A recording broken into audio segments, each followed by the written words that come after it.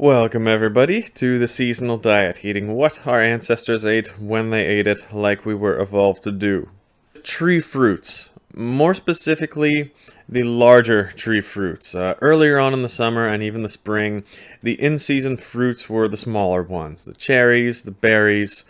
When we get to the later parts of the summer, the larger fruits start to become in season. I tell you, nature is not always kind, it's definitely not always fair, but it always makes sense. The larger fruits need more time to grow after the long winter months and things come to life in the spring. So right around this time of year now, in August, fruits coming into season are the plums, the peaches, the nectarines, all those kinds of different breeds in that species. They're all delicious. And if you want to know, these are all in the Prunus family, it's called. And that also contains almonds, by the way. And they're also called drupes, or the stone fruits. And that's, of course, referring to the one single large stone-shaped seed in the middle of these fruits. And they are all super juicy, full of hydration, which again, nature is beautiful. It comes to us just at the right time in the hottest and driest months of the summer in most places. So you have to stock up on these at this point. Some of them are only in season for about 2 months, maybe from July until September, depending on where you live. So our ancestors would have been eating a lot of these tree fruits fresh right now, but not too much of them, because these are actually great fruits to preserve and put away in jars and jams for the winter time. So this seems like the most healthy way to go about eating these types of fruits. In fact, some studies suggest that the consumption of these fruits reduces the risk of developing cardiovascular diseases, cancer, diabetes, and other age-related declines. And you know me by now, we always like to get a bit spiritual with our explanations on this channel. All humans in ancient times believed in something that we call today sympathetic magic.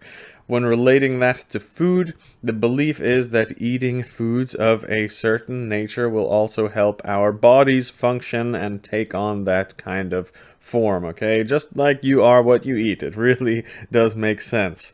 Eating the liver helps the liver.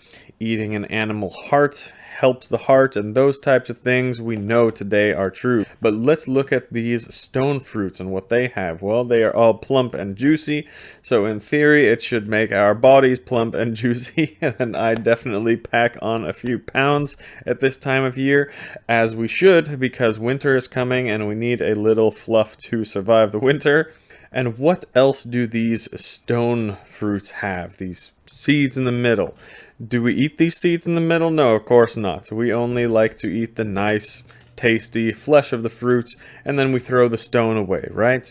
Now, what does that stone, what does that seed in the middle also look like? Well, it looks like a tumor. It looks like cancer.